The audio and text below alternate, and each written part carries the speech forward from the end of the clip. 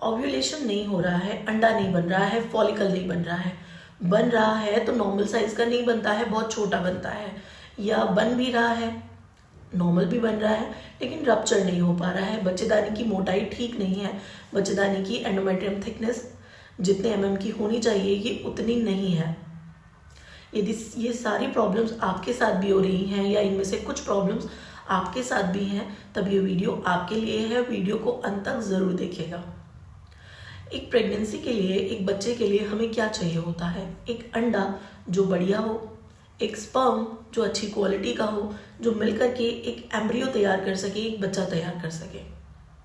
OPD में आने वाली ज़्यादातर महिलाओं की जो प्रॉब्लम होती है वो यही होती है कि अंडे नहीं बनते हैं तो छोटे बनते हैं, और बन भी रहे हैं तो रप्चर नहीं हो पा रहे हैं, या एंडोमेट्रियम थिकनेस उतनी नहीं है जितनी होनी चाहिए। मैं डॉक्टर हिना खान, गायनोकोलॉजिस्ट। तो चलिए वीडियो को शुरू करते हैं। देखिए, एक फॉलिकल जब 22 mm का हो जाता है या 20 mm का हो जाता है, तब एक इंजेक्शन लगाया जाता है उसे रप्चर करने के लिए। यदि नेचुरली नहीं होता है तब इंजेक्शन लगाया जाता है। लेकिन क्या ज़रूरी है इंजेक्शन लगाना? क्या हम वेट नहीं कर सकते? देखिए, यदि आपके फॉलिकल अच्छे बन रहे हैं, रप्चर नहीं हो रहे हैं, थोड़ा सा वेट करिए, कोशिश करिए इस प्रोसेस को नेचुरली होने के लिए। ऑलराइट, इनफर्टिलिटी है, ये अगर प्रॉब्लम ये है, आपने प्रॉब्लम को ढूंढ लिया है, तो 1-2 साइकिल जाने दीजिए, 1-2 साइकिल ट्राई करें कि नेचुरली ये प्रोसेस हो पाए। यदि नहीं हो पाता है तब कोई प्रॉब्लम नहीं है, हम इंजेक्शन से उसे रप्चर करेंगे एंड देन आगे का प्रोसेस कंटिन्यू हो जाएगा। ऑलराइट, देखिए, मेरा मानना है यदि बीमारी का पता चल जाता है, बीमारी के कॉज का पता चल जाता है, कारण का पता चल जाता है, तब उसका ट्रीटमेंट करना ज़्यादा आसान हो जाता है या बिल्कुल ईजी हो चुका है। जैसे ही हमें कारण का पता चलेगा, ऑटोमेटिकली निवारण उसका आपके सामने आ जाएगा। तो कारण का पता होना ज़रूरी है। देखिए, अब हम बात करते हैं ऐसा क्यों होता है, क्यों ओव्यूलेशन का प्रोसेस नहीं हो पाता है, क्यों अंडा नहीं बन पाता है, नहीं बन रहा है तो अच्छी क्वालिटी का नहीं बन पा रहा है, रप्चर नहीं हो पा। यदि हम बात करें तो कारणों में सबसे पहला कारण होता है पीसीओडी, पॉलीसिस्टिक ओवेरियन डिजीज या पॉलीसिस्टिक ओवेरियन सिंड्रोम।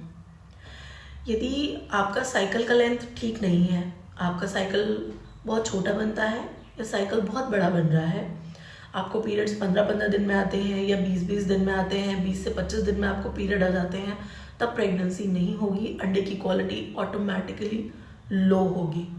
ऑलराइट, उसके बाद या तो आपको पीरियड 45 डेज में आते हैं या 50 डेज में आते हैं या 2-2 महीने में एक बार पीरियड्स आ रहे हैं, तब भी आपके एग की क्वालिटी बेकार होगी, तब भी आपको प्रेगनेंसी नहीं होगी। आपका जो नॉर्मल साइकिल लेंथ है, यदि आपका पीरियड 25 to 30 डेज में आता है, दैट इज़ नॉर्मल, तब आपको प्रेगनेंसी रुकने के चांसेस, आपके एग की क्वालिटी बहुत बढ़िया होगी। इसका दूसरा कारण होता है AMH, एंटी मुलेरिन हार्मोन। AMH यदि उसकी क्वालिटी लो है तब आपको मेनोपॉजल सिम्टम आने लगेंगे, एग की क्वालिटी अच्छी नहीं होगी, ये भी एक कारण होता है। इसका तीसरा कारण होता है प्रोलैक्टिन हार्मोन का बढ़ना। प्रोलैक्टिन हार्मोन जब आप ब्रेस्ट फीडिंग कराती हैं उस दौरान ये हार्मोन बढ़ता है। यदि नॉर्मली जनरली ये हार्मोन बढ़ रहा है, दैट मीन्स कि अब आपको आपकी ट्रीटमेंट की ज़रूरत है, आपको डॉक्टर को विजिट करना चाहिए। ऑलराइट, आपको ऐसे कुछ सिम्टम्स आ रहे हैं, छाती से पानी आता है, दूध आता है, छाती में ऐंठन जैसे होती है, तब आपको डॉक्टर को दिखाना ज़रूरी हो जाता है। इसका चौथा कारण होता है थायराइड। या तो आपका थायराइड बढ़ रहा है या थायराइड कम हो रहा है, हाइपरथायरिज्म है या फिर हाइपोथायरिज्म है, कोई भी थायराइड है, आपके थायराइड के लेवल यदि फ्लक्चुएट करते हैं तब वो इनफर्टिलिटी श्योरली कॉज करते हैं। आपका इंसुलिन अगर ऊपर नीचे होता है तब आपको इनफर्टिलिटी होती ही होती है। ऑलराइट, उसके बाद अगला कारण आता है, आपने जो आपका लाइफस्टाइल है वो बहुत सेडेंटरी लाइफस्टाइल है, आप अनहेल्दी डाइट लेते हैं, हर वक्त लेटे रहना है, कोई मेहनत का काम नहीं करना, उस कारण से भी ऐसा होता है। आप बहुत ज़्यादा स्पाइसी फूड खाते हैं, जंक फूड खा रहे हैं, या बहुत ज़्यादा तला हुआ उस टाइप की चीज़ें खाते हैं, मैदे से बनी हुई चीज़ें खा रहे हैं।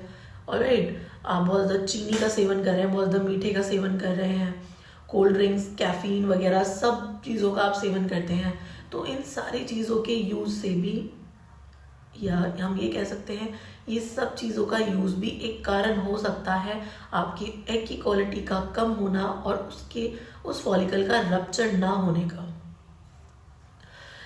अगला कारण होता है आपने बहुत जल्दी से वेट गेन कर लिया है, या आप बहुत ओबेस हैं, आपका वेट बहुत ज़्यादा है, या आपका वेट बहुत कम है, या आपने बहुत ज़्यादा वेट लॉस कर लिया है। ऑलराइट, लाइफस्टाइल एक बहुत बड़ा कारण होता है इन सारी प्रॉब्लम्स का। उसके बाद एक कारण आता है जिसे हम कहते हैं स्ट्रेस। स्ट्रेस एक बहुत बहुत बड़ा कारण होता है, आपके एग की क्वालिटी पे बहुत अफेक्ट करता है। कारण थे जिस कारण से आपके एग की क्वालिटी डिक्रीज होती है, आपका एग अच्छी क्वालिटी का नहीं बनता है, यदि बनता भी है तो रप्चर नहीं होता है। देखिए, मेरा मानना है हर चीज़ का सॉल्यूशन दवाइयों से ना निकालिए। यदि आपने फॉलिकुलर स्टडी करा लिया है, आपका फॉलिकल 20 mm का उसमें आ चुका है, तब उसको आप 22 mm का होने दीजिए। यदि वो रप्चर नहीं होता है तब आप इंजेक्शन का सहारा लीजिए, लेकिन प्राइमरी आपको कोशिश करनी चाहिए कि वो अपने आप से रप्चर हो जाए। ऑलराइट, तो कुछ चीज़ों को नेचुरली होने दीजिए। 1 से 2 साइकिल ऐसे आप जाने तो दीजिए। यदि 1 से 2 साइकिल ऐसे चला जाता है, उसके बाद क्या पता ये नेचुरल हो जाए। राइट, ज़रूरी नहीं कि आपको दवाइयों का ही यूज़ करना पड़े। तो उम्मीद है दी गई इन्फॉर्मेशन हेल्पफुल है। यदि वीडियो हेल्पफुल है तो वीडियो को लाइक करिएगा, चैनल को सब्सक्राइब करना नहीं भूलिएगा। Thank you.